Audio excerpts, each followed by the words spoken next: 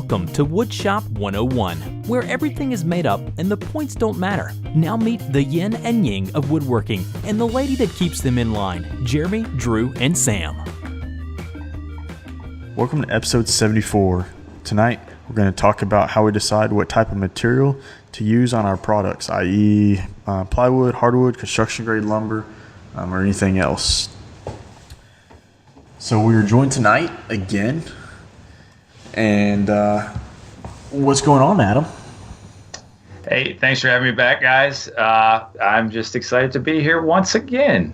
It looks like the scenery hasn't changed in 1 week. What have you been doing all week? Do you not change clothes? No, not at all. I mean, Drew said he showered and put the same shirt back on.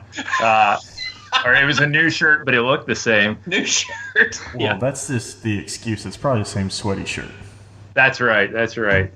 No, I'm just a slow worker. I mean, I didn't want to move anything in the background, so it the continuity was there. So I've been sitting here for a week. Oh, that was the topic last week, is consistency. We got to make it consistent. Well, that's right. Consistent.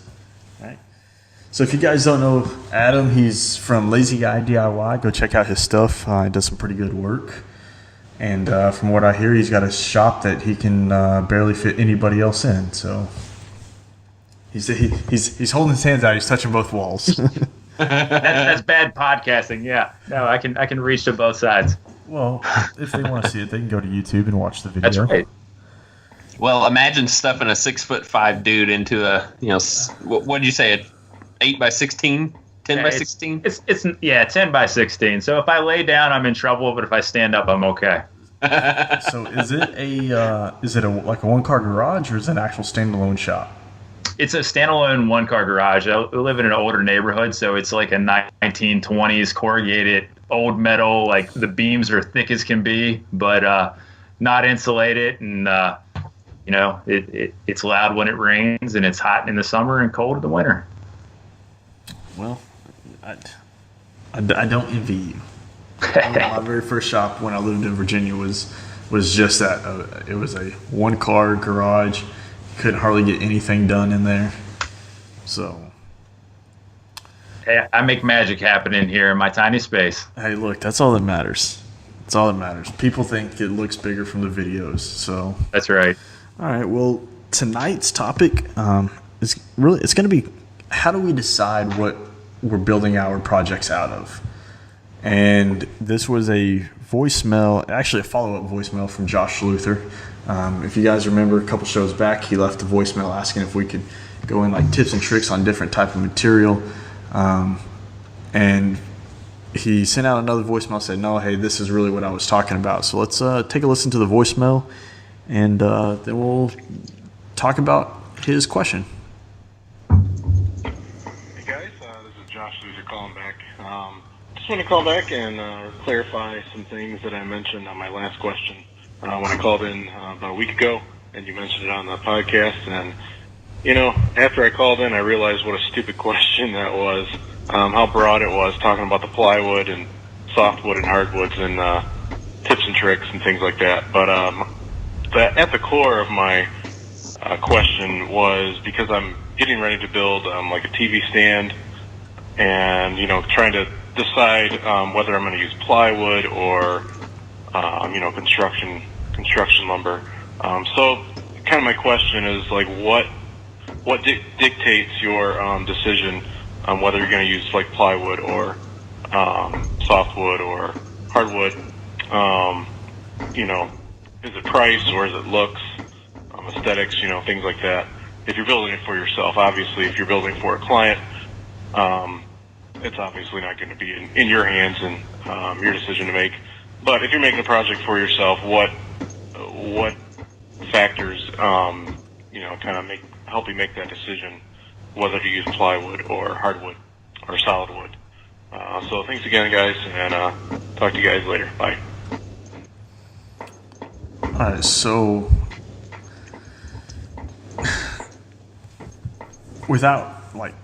I would say my go-to thing is price is definitely, like, cost of materials definitely weighs a heavy factor into it, depending on the type of project it is. If it's a shop project, I look at it as maybe I don't want to spend a whole lot of money, so that will help me dictate, like, okay, do I go with like a sanded pine plywood from like Home Depot,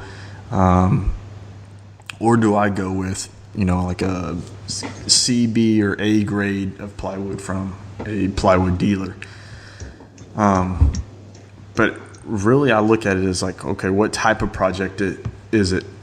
Is it a case construction or carcass construction? If it is, I'm going right away. I'm going with some kind of plywood. Usually won't use MDF. I'm not a big fan of MDF. It creates a lot of mess. I don't use a lot of like hardboard or fiberboard.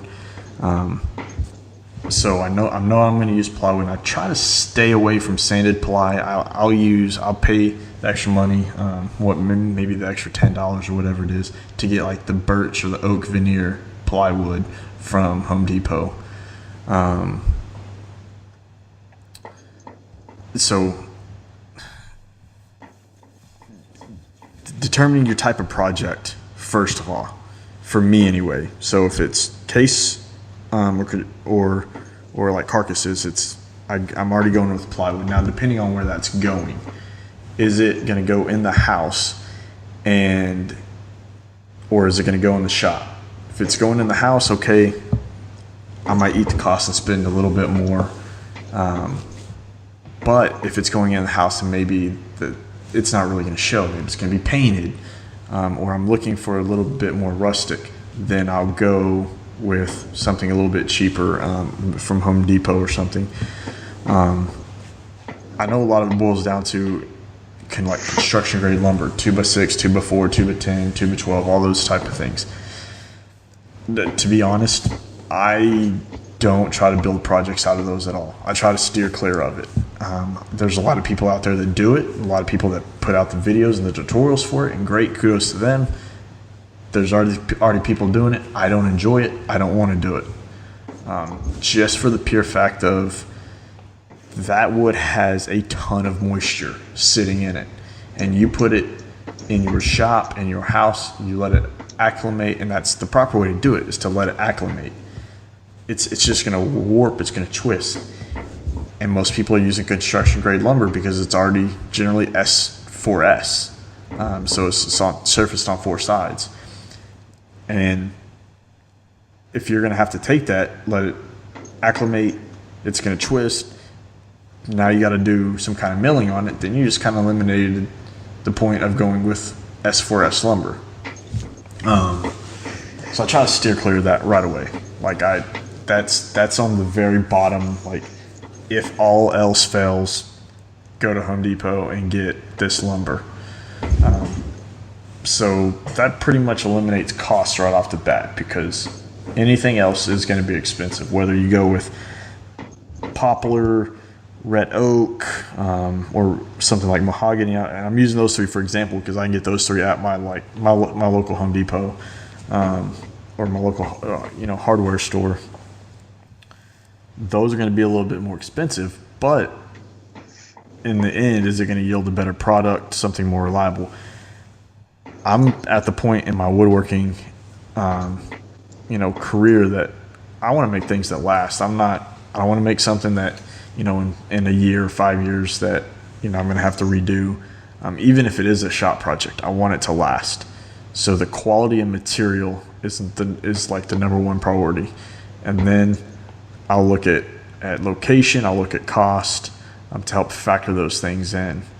But you have to be able to determine, your project, what it's for, to determine what type of material to use. And when I say type, you're either using plywood or solid wood. Once you determine that, then you kind of determine where you want to go from there, as to the type of material you're going to use. So, Adam, do you do anything different, or how do you choose?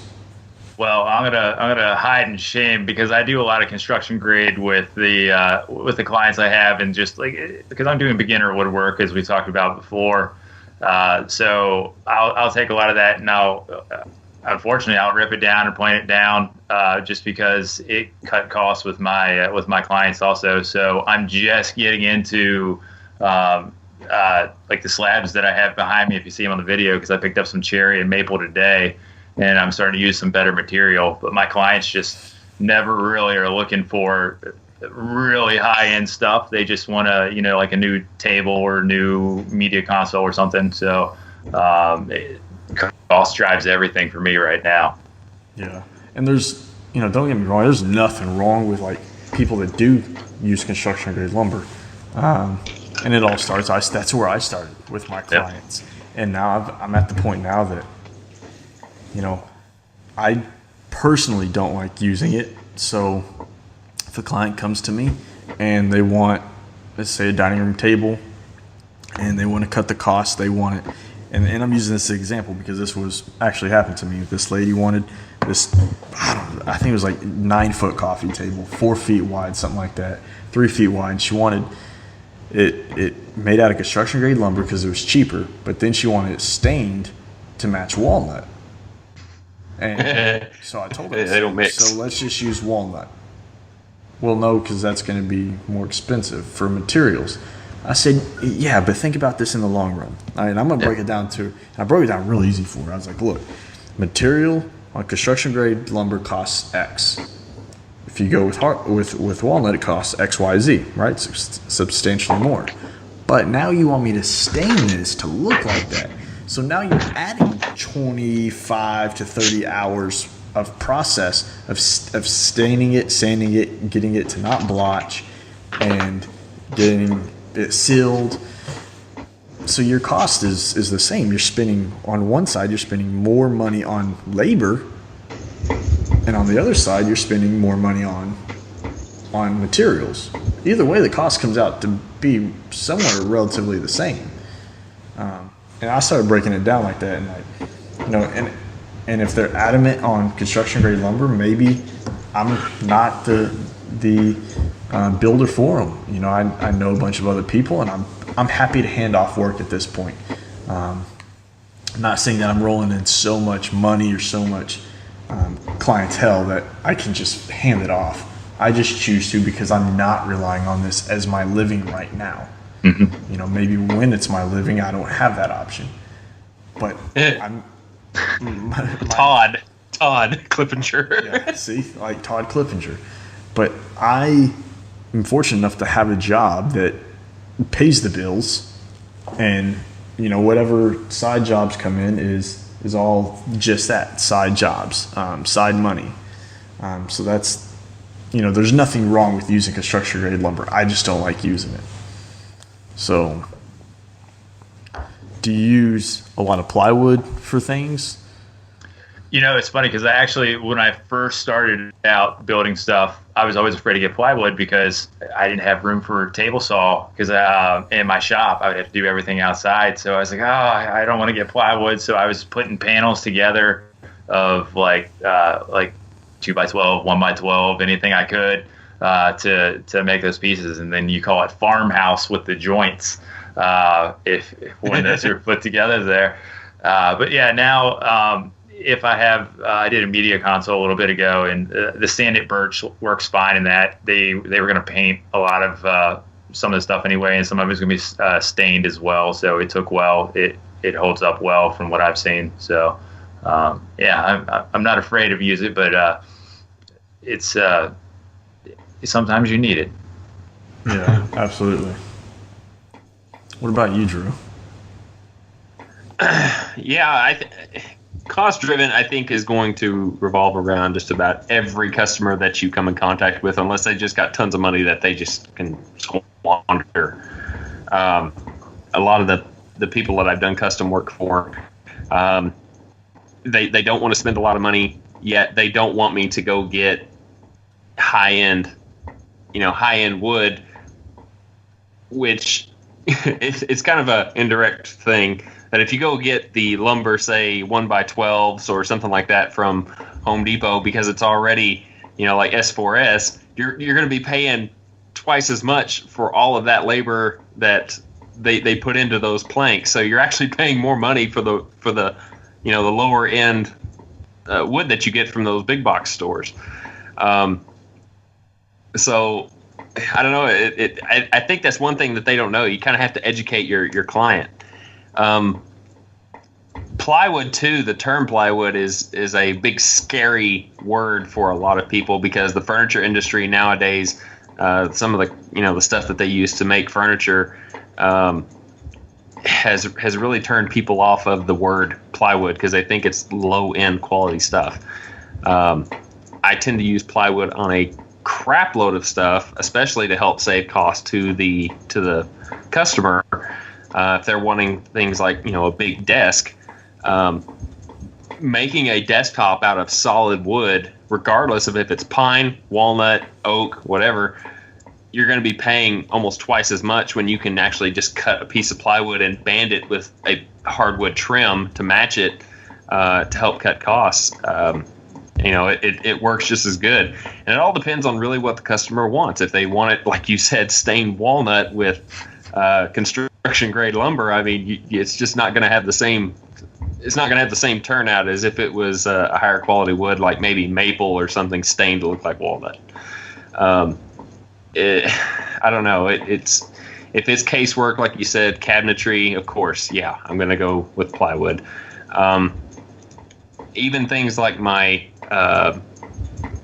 platform bed that I have in my bedroom right now, I used probably 90% plywood and then face framed everything out with hardwood. If they want it painted, that's another thing you got to think of. If they want it painted, is the plywood choice that you're going to make, is it going to be more high end or is it going to be more towards the more affordable end?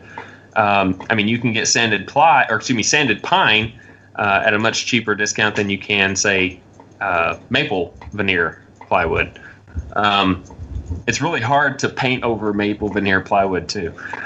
But when it comes to the quality of how that plywood's put together, I have personally experienced bad laminations, like gaps, huge gaps that you have to glue up later and clamp down and fix because you wanted to save a little bit of money and get the less expensive stuff. I kind of go with the middle ground of doing like the birch ply. If I really want high-end stuff to look, well, if I really want a furniture to look good, I go a little bit higher end like oak or the maple. And also the thickness of the veneer is another thing. If you get it from a hardwood dealer, the thickness of the veneer is substantially different than if you get it at Home Depot or Lowe's.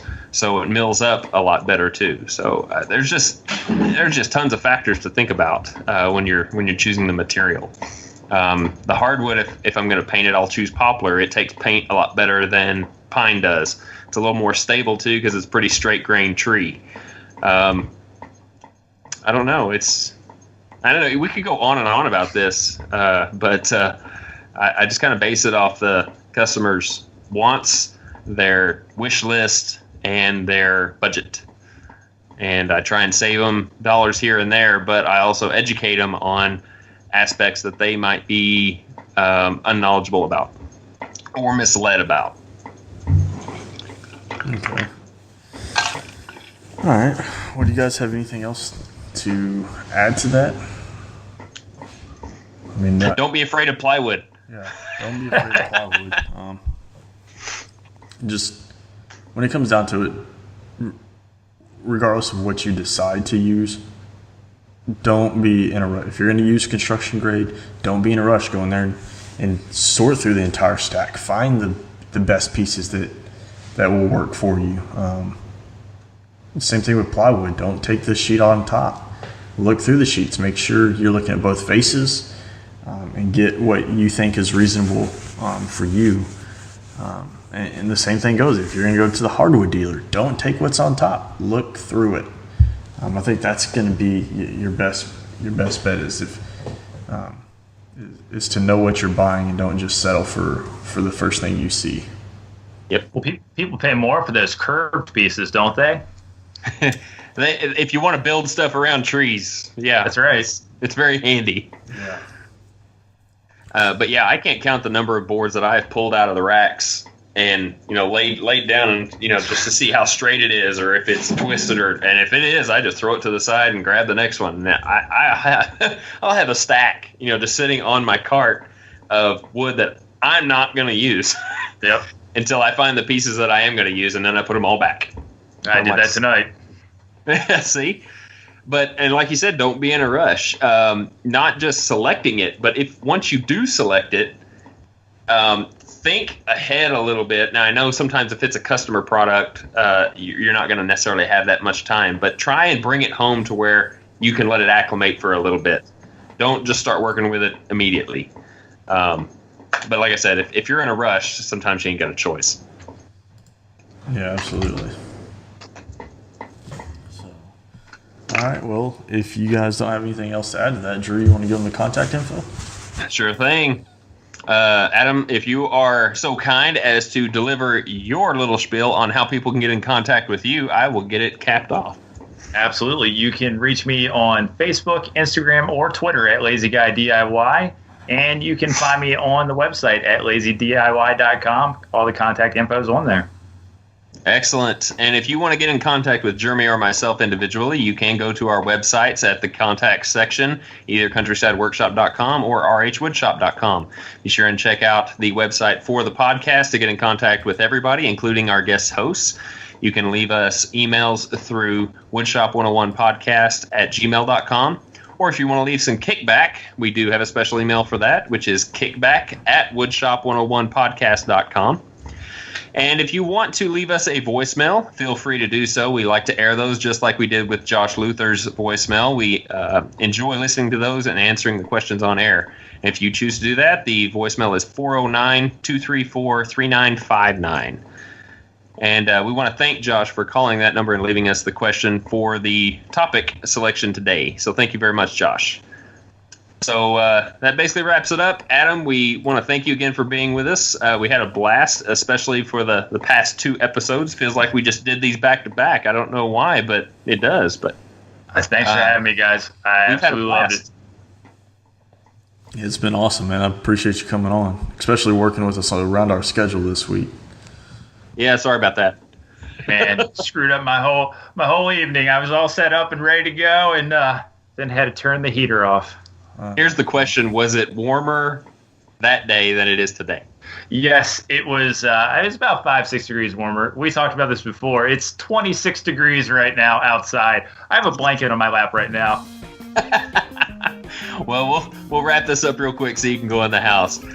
So basically from Jeremy, Adam, and myself, we want to wish you guys well. Please be safe in your shops. We will talk to you on the next podcast. So 1, 2, 3.